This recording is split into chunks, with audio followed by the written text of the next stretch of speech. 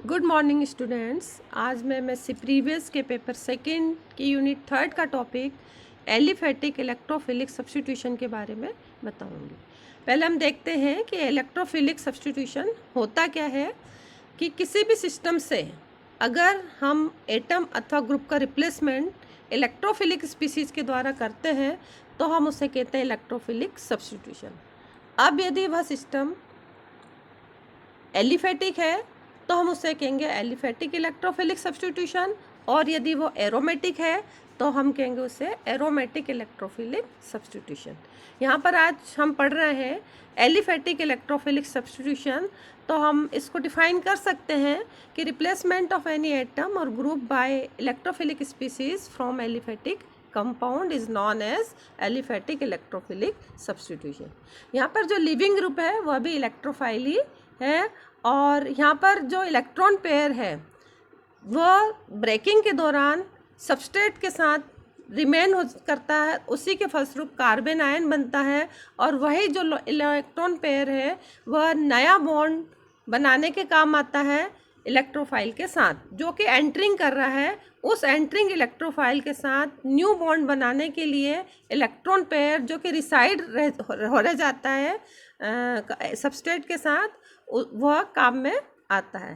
तो यहाँ पर हम, जैसा कि मैंने डायग्राम में बताया है कि इलेक्ट्रोफाइल ही यहाँ पर लिविंग ग्रुप है जिसे कि हम कहते हैं इलेक्ट्रोफ्यूज, और एंटरिंग ग्रुप भी इलेक्ट्रोफाइल है, यानी कि इलेक्ट्रोफाइल के द्वारा ही किसी एलिफेटिक सिस्टम से एटम अथवा ग्रुप का रिप्लेसमेंट है, उसे हम कह रहे हैं इलेक्ट्रोफिलिक एलिफेटिक सब्स्टिट्यूशन। यहाँ पर एक एग्जाम्पल के थ्रू बताया है कि किस तरह से RX की रिएक्शन जब इलेक्ट्रोफाइल Y+ के साथ की जाती है तो यहाँ पर रिप्लेसमेंट X का हो जाता है, X+ के रूप में होता है। इसीलिए हम यहाँ कह रहे हैं कि यहाँ पे जो लिविंग ग्रुप है वो भी इलेक्ट्रोफाइल है, और ये जो एंटरिंग ग्रुप है Y+, वो भी एक इलेक्ट्रोफाइल है, जो कि R के ऊपर जो इलेक्ट्रॉन पेयर रिसाइड हो जाते हैं, यानी कि रह जाते हैं। बॉन्डिंग यहाँ से R और X के बीच की बॉन्डिंग टूटती है तो यहाँ पर X पर प्लस आता है और R पर माइनस, यानी कि जो बॉन्डिंग के इलेक्ट्रॉन हैं वो R के पास आ जाते हैं। तो इस R- के साथ ये Y+ कंबाइन कर लेता है और बॉन्ड बना लेता है, इस तरह से R covalent bond Y, single bond Y। तो इस प्रकार से हमें इलेक्ट्रोफिलिक सब्स्टिट्यूटेड प्रोडक्ट हमें प्राप्त होता है। अब हम इसके प्रकार देखते हैं कि इलेक्ट्रोफिलिक एलिफेटिक सब्स्टिट्यूशन कितने प्रकार का होता है।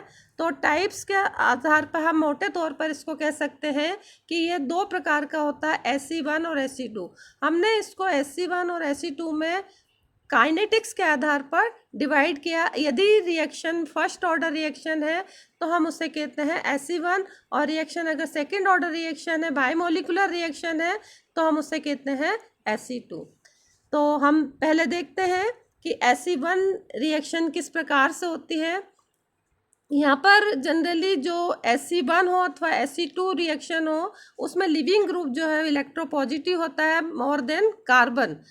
जनरली हाइड्रोजन होता है, यानी कि प्रोटॉन होता है, या फिर कोई मेटल्स होती हैं जो कि कार्बन से अधिक इलेक्ट्रोपॉजिटिव होती हैं। तो अब हम देखते हैं कि यूनिमोलिकुलर मैकेनिज्म के में किस तरह से Sc1 रिएक्शन होती है। तो Sc1 रिएक्शन, जैसा कि नाम दिया है हमने यहाँ पर, ये फर्स्ट ऑर्डर रिएक्शन है, और ये analogous to nucleophilic substitution reaction SN1 reaction की तरह ही है। Sc1 रिएक्शन की जो मैकेनिज्म है वो 2 स्टेप्स में कंप्लीट होती है। फर्स्ट स्टेप है स्लो, और चूँकि स्लो स्टेप से ही हम किसी रिएक्शन की रेट को ज्ञात कर सकते हैं तो हम इसे रेट डिटर्मिनेटिंग स्टेप भी कहते हैं। इस स्टेप में आयनाइजेशन होता है। यहाँ पर R जो है X की तुलना में अधिक इलेक्ट्रोनेगेटिव है, और इसलिए जो बॉन्डिंग के इलेक्ट्रॉन है वो आयोनाइजेशन के दौरान R की ओर ट्रांसफ़र होते हैं, यानी कि lone pair of electron R पर आ जाते हैं, और X जो है इलेक्ट्रोपॉजिटिव हो जाता है। जैसा कि यहाँ पे दिखाया है, इस स्टेप में ये X+ बन गया है और R- बना है, जिसे कि हम कहते हैं कार्बेनायन। तो ये कार्बेनायन ही अगली जो सेकेंड स्टेप है उसमें भाग लेगा, और इस कार्बन आयन पर ही सेकेंड स्टेप में अटैक होता है इलेक्ट्रोफाइल का, और इलेक्ट्रोफाइल इस कार्बन आयन के साथ रिएक्शन करके इलेक्ट्रोफिलिक प्रोडक्ट, सब्स्टिट्यूटेड प्रोडक्ट यहाँ पर बना लेता है R Y। तो इस तरह से 2 स्टेप्स में ये electrophilic aliphatic substitution reaction complete होती है, और फर्स्ट स्टेप रेडिटर्मिनेटिंग स्टेप है, और इसीलिए हम इसको कहते हैं SE1 रिएक्शन। आइए देखते हैं कि SE1 जो मैकेनिज्म है उसकी स्टीरियोकेमिस्ट्री किस प्रकार से है।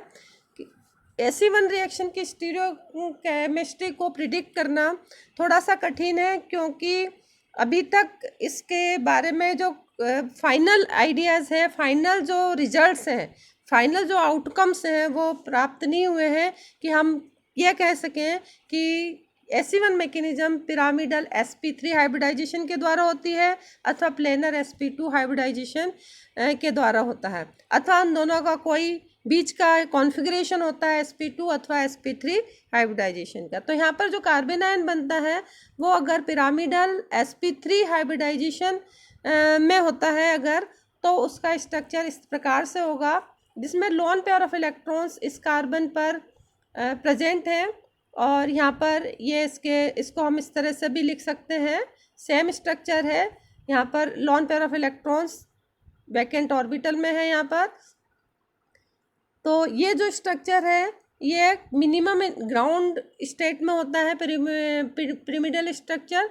तो हम जो sp3 हाइब्रिडाइज्ड जो हमारा जो कार्बन आयन बना है उसका हम जो पिरामिडल स्ट्रक्चर है उसको इस प्रकार से हम डिपिक्ट कर सकते हैं। चाहे तो हम इस तरह से बता सकते हैं, चाहे हम इस तरह से बता सकते हैं।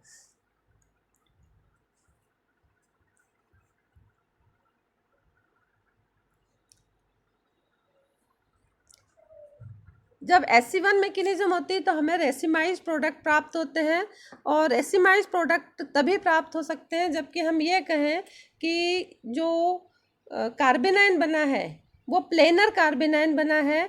तो किस तरह से रेसिमाइज प्रोडक्ट प्राप्त होगा? अगर प्लेनर कार्बन आयन बनता है तो यहाँ पर जब सबस्ट्रेट की रिएक्शन किसी बेस के साथ की जाती है तो बेस यहाँ से एक X को प्लस के फॉर्म में बाहर निकाल लेता है, यानी कि Bx बन जाता है, और यहाँ पर जो बॉन्डिंग के इलेक्ट्रॉन्स है वो C की ओर ट्रांसफ़र होते हैं, तो इस C पर आ जाता है माइनस। तो इस तरह से यहाँ पर एक कार्बन आयन का फॉर्मेशन हो जाता है जो कि प्लेनर स्ट्रक्चर है। अब इस प्लेनर स्ट्रक्चर पर इलेक्ट्रोफाइल का अटैक चाहे तो फ्रंट साइड से हो सकता है, चाहे बैक साइड से हो सकता है। तो दोनों की प्रोबेबिलिटी बराबर है। 50% प्रोबेबिलिटी इधर से अटैक की है और साथ ही 50% प्रोबेबिलिटी बैक साइड से अटैक की है, जिसके फलस्वरूप अगर फ्रंट से अटैक होता है तो हमको जो कॉन्फ़िगरेशन हमारे सबस्ट्रेट का होता है वही कॉन्फ़िगरेशन प्राप्त होता है, और अगर मान लीजिए बैक से इलेक्ट्रोफाइल का अटैक होगा तो हमको इन्वर्टेड प्रोडक्ट प्राप्त होगा। ये जो प्रोडक्ट प्राप्त हुआ है वो बैक से अटैक के दौरान प्राप्त हुआ है, और ये जो प्रोडक्ट प्राप्त हुआ वो फ्रंट साइड से अटैक से प्राप्त हुआ है। तो 50% जो प्रोबेबिलिटी है दोनों प्रकार के अटैक की है, तो हमको जो प्रोडक्ट प्राप्त होता है वो रेसिमाइज प्रोडक्ट प्राप्त होता है। 50% इन्वर्टेड प्रोडक्ट और 50% ही रेसिमाइज प्रोडक्ट।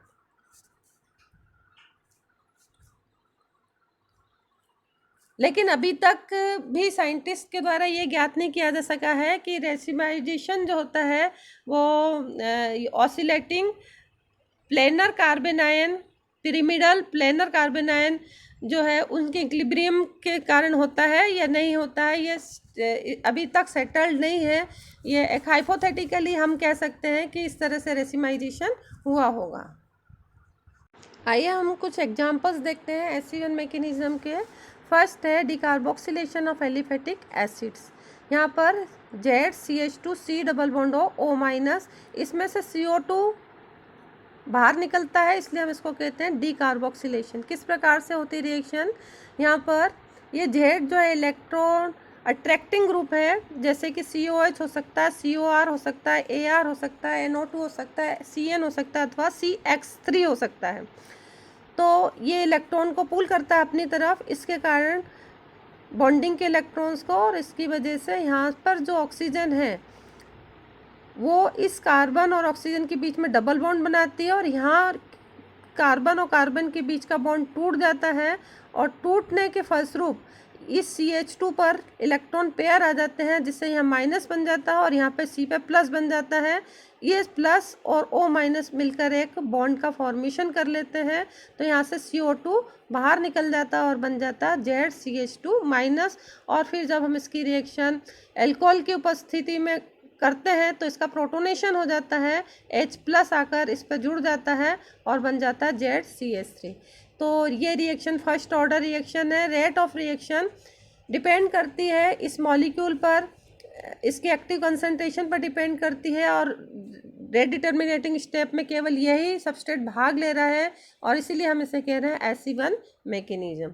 दूसरा एग्जाम्पल है क्लेवेज ऑफ एल्कोक्साइड। यहाँ पे देखिए किस प्रकार से ये जेड को इलेक्ट्रॉन अट्रैक्टिंग ग्रुप है और इसकी वजह से इलेक्ट्रॉन इस तरफ पुल होते हैं, बॉन्डिंग के इलेक्ट्रॉन्स, और इस वजह से यहाँ इस कार्बन के बीच का बॉन्ड टूटता है। यहाँ पर पॉजिटिव बनता है, यहाँ नेगेटिव बन जाएगा। पॉजिटिव और ये नेगेटिव मिलकर यहाँ पर डबल बॉन्ड का फॉर्मेशन कर लेंगे, यानी कि एक कोवेलेंट बॉन्ड और बन जाएगा। यहाँ देखिए RC डबल बॉन्ड OR बन गया और यहाँ से चूँकि क्लेवेज यहाँ से हो गया है तो क्लेवेज होने के कारण इस RCH2 माइनस बन जाएगा, बॉन्डिंग के इलेक्ट्रॉन इधर शिफ्ट होने की वजह से।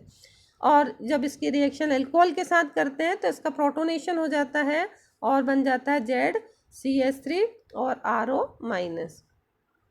तीसरा एग्जाम्पल हम देख सकते हैं यहाँ पर हाइड्रोजन ड्यूटेरियम अथवा हाइड्रोजन ट्रीटियम एक्सचेंज का। यहाँ पर जब RH की रिएक्शन जब B माइनस के साथ करते हैं तो ये बन जाएगा R माइनस और BH, और फिर जब R माइनस की रिएक्शन BD के साथ करते हैं, कोई ऐसा बेस है जो जिसमें हाइड्रोजन के स्थान पर ड्यूटेरियम है तो हम उसको कहते हैं BD, तो जिसके फलस्वरूप बन जाता है RD और B माइनस। तो ये जो एग्जाम्पल्स हैं ये SE1 रिएक्शन के एग्जाम्पल हैं। आइए हम देखते हैं कि एविडेंसेस क्या हैं SE1 रिएक्शन के, क्या प्रमाण है। जितनी भी अभी तक हमने रिएक्शंस देखी थी वो सारी रिएक्शन फर्स्ट ऑर्डर काइनेटिक्स को फॉलो करती है। ये SE1 मैकेनिज्म का एक प्रमाण है और ये जो बेस कैटालाइज्ड टॉटोमेरिज्म है, अगर D2O की उपस्थिति में किया जाता है तो rate of deuterium exchange was found to be same as the rate of the racemization. It concluded that there was an isotope effect is present